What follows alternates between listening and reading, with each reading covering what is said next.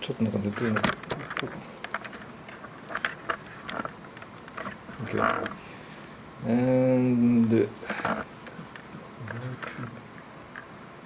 so give me a nice smile, please. Anytime.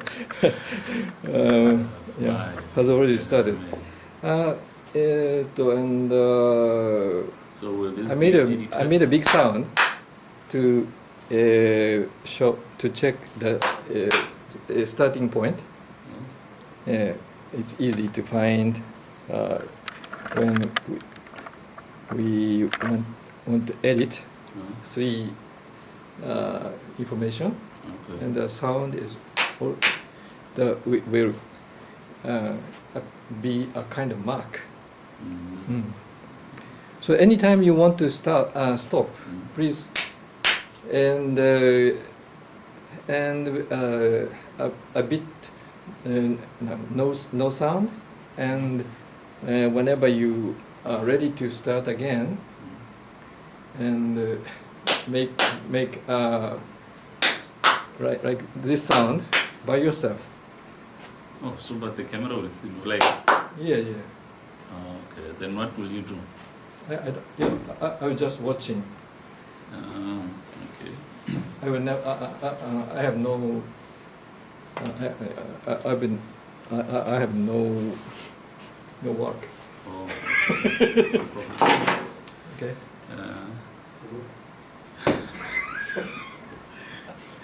Okay. Hello, everyone. Oh, that part. Oh, should I? Yes, please. Yes. Hello, everyone. My name is Matsobane. I'm currently studying in Kagawa University. I'm in my first year doing agricultural economics. Today I'll be presenting to you the material for environmental economics and management. In short term, environmental economics and management deal with the issues which influence consumer behavior, corporate strategy, and public policy. The role of environmental economics and management. The important challenges facing the society, we should look on that. It's very important. Actually, this course tries to highlight the issue which protect and preserve the Earth's resources as to continue to develop the economy. So the challenges which we are faced with here is to develop the economy at the same time preserve the nature. The important objective of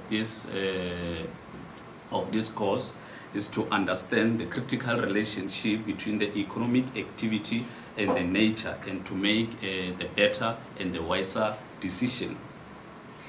So what is the overall objective of learning this course?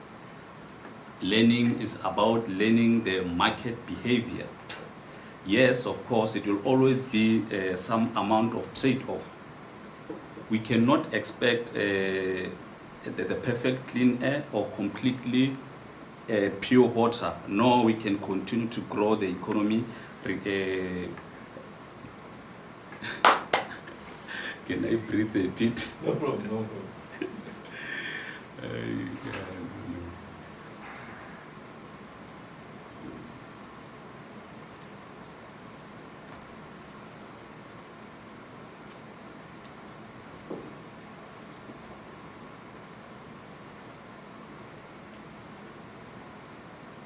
Still continuing to record.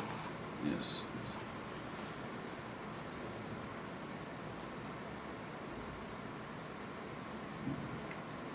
So you can go back.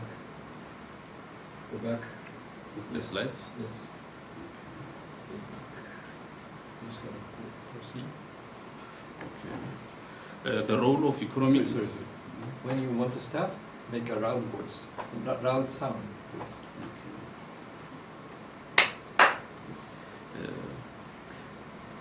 What is the importance of learning the market behavior?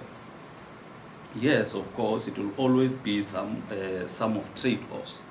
To learn, we cannot completely have the quality environment, and we cannot continue business as usual to have the economic development without preserving our environmental quality. So that's what kind of trade-off I'm talking about. The third slide, it shows the circular flow model, which is actually been presented mostly in microeconomic course.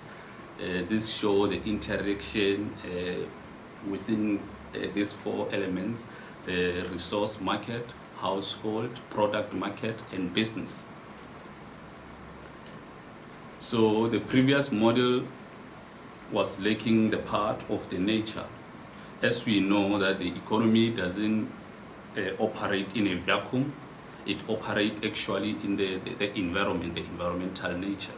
So from here, from this slide, we can observe that we can observe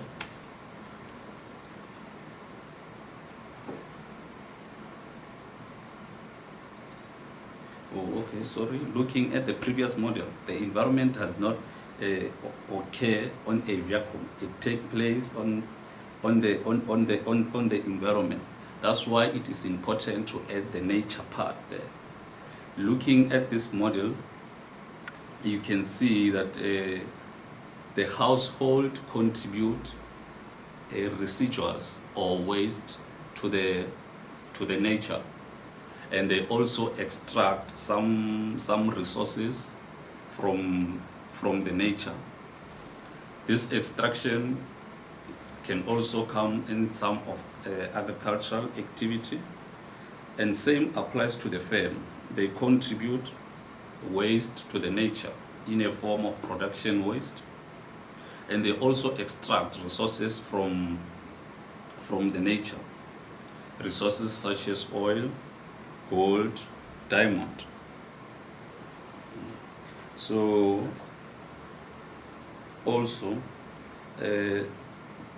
looking at the firm and the household, they also contribute to the market factor by supplying the market factor with a recycling material.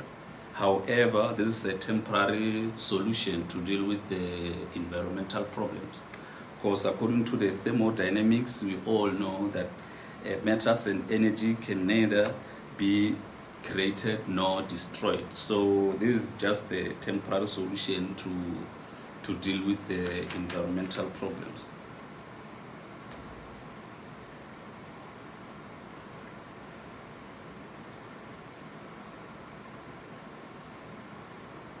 So now we are on our fifth slide, dealing with the fundamental concept in environmental economics. So we'll be looking at the cause of the environmental polluters. First of all, we know that we have natural polluters and anthropogenic polluters. And firstly, looking at the natural polluters, we are talking about the non-artificial process in nature, such as volcanic eruption, the wildlife. We can also add a decay caused by animal or plants. When coming to the anthropogenic pollutants, we are referring to the pollutants which is caused by human, including all residuals associated with the consumption and the production. This can be, looking at the pictures, this can be the waste contributed by the industry. This can also be the waste contributed by consumer through littering.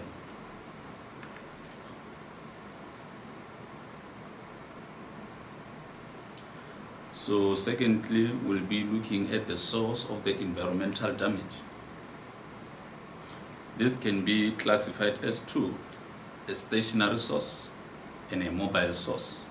So a stationary source, we can use a storage treatment facility as one example. We can also use a coal burning power plant as another example. Going to mobile source, we can use maybe airplane, the smoke caused by airplane as our mobile source. We can also use the automobile.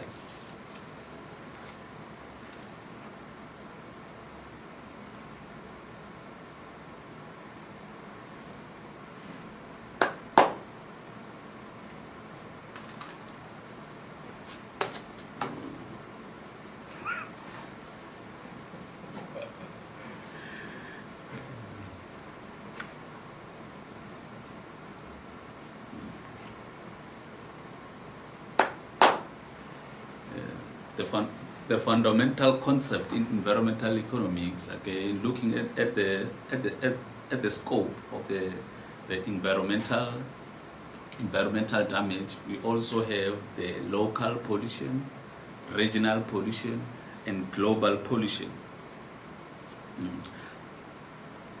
Firstly, we'll look at the local pollution. This refers to the environmental damage that do not extend very far from the polluting source. Example, we might be talking about the urban smoke. This has been evident in many countries like China and many other major cities around the world. And this can also refer to the solid waste found in most of the cities. And going to the regional pollution, these are environmental problems which pose risk well beyond the polluting source. This can be, for example, this can be acid rain. This can be the acidification of oceans, as we know that when it's rain here, obviously there will be runoff of water, which will move from one region where the rain occurred to another. That's where we are referring to the regional pollution. Then when moving to the last one, global pollution. This is the environmental effect where there's a widespread with the global implications, such as global warming and ozone depletion.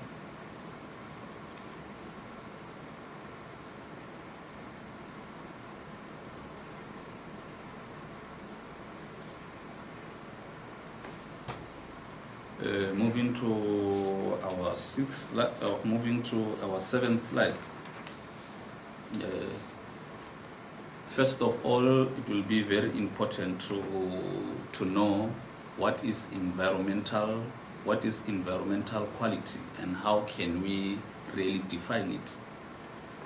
The environmental quality is a reduction of an anthropogenic contamination to a level that is acceptable to the society.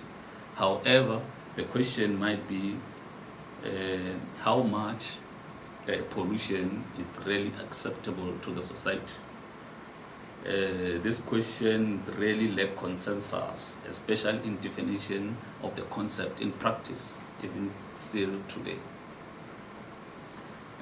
Moving to our second point, sustainable development. We can also ask the very same question: what is sustainable development and why is it important? Actually, sustainable development is the management of the Earth's resources for their long-term quality, and their abundance must be ensured. And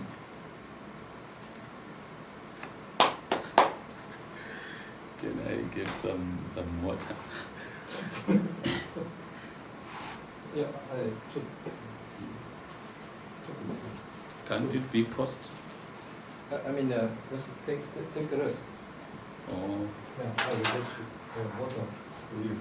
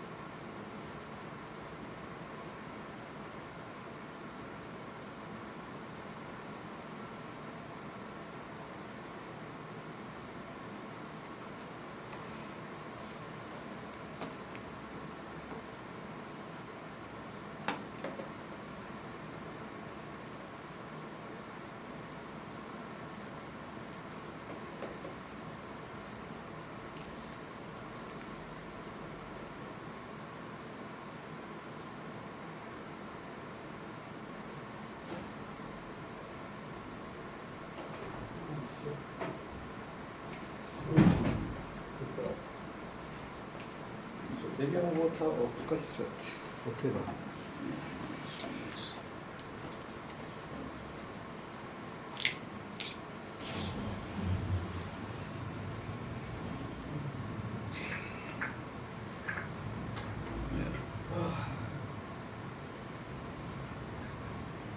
I remember the first task when I visited the Philippines and the Bureau of the Water and Soil and Water Conservation, and that as one of the delegation team member from Ministry of Agriculture, and my first task is to make a presentation about my topics. Yeah. And I didn't do, I didn't make it. I didn't bring my laptop, and but they prepare the very old, like a 5 or 6, 7 years old desktop type PC, provided by JICA, and it seems to be very old, and I say I cannot make it. Then they bring me the newest one, and it takes much time, like more than 20 minutes. It was just kind of fun for them, Yeah. but for me, oh, Yeah. stop it. Something like that. Yeah, Okay, actually, I've just presentation. come to realize camera is not my friend. But Yeah. this is this video camera seems to me it's your friend. It's too much threatened. Yeah.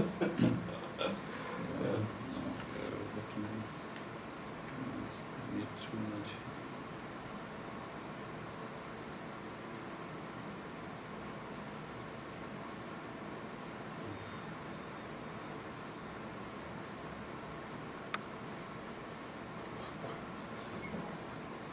Okay.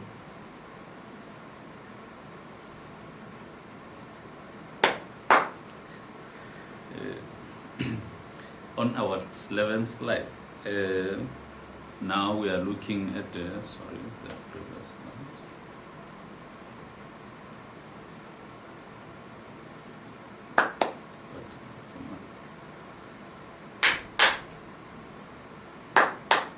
No, I stop now. Can you please assist Mr.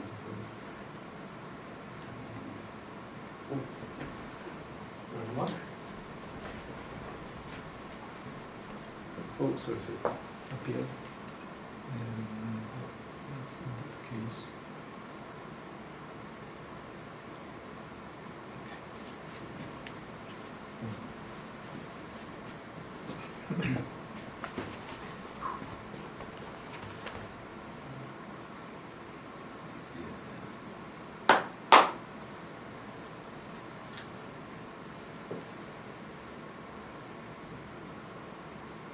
Now we are on our seventh slide, identifying the environmental objective.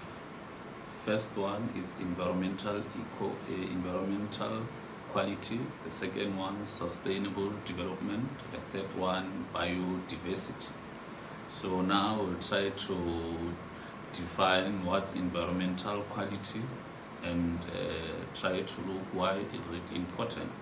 And secondly, we'll also do so with sustainable development and biodiversity. So what's environmental quality? Is the reduction in anthropogenic contamination to the level that is acceptable to the society. However, another question can follow, saying how much the pollution is acceptable to the society. So there is not yet a consensus when coming to that, especially in practice. So the second one is sustainable development. Sustainable development in basic sense, it means the management of Earth's resources such that their long-term quality and abundance is assured in the future. Biodiversity, the variety of the distinct species that genetically vary, and the variety that the variety of the economic of the ecosystem.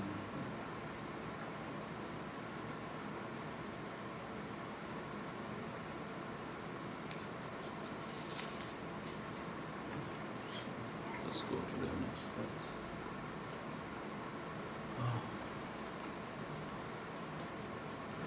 Now we'll be looking at the environmental. Now we'll be looking at the environmental policy planning. Firstly, we have to check at the risk assessment of the policy, and secondly, look at the risk management of the policy. Firstly, the risk assessment. Risk assessment is dealing with the qualitative and quantitative evaluation of the policy. Then risk management. Then risk management deal with the decision-making process of evaluating and choosing the alternative response to the environmental risk.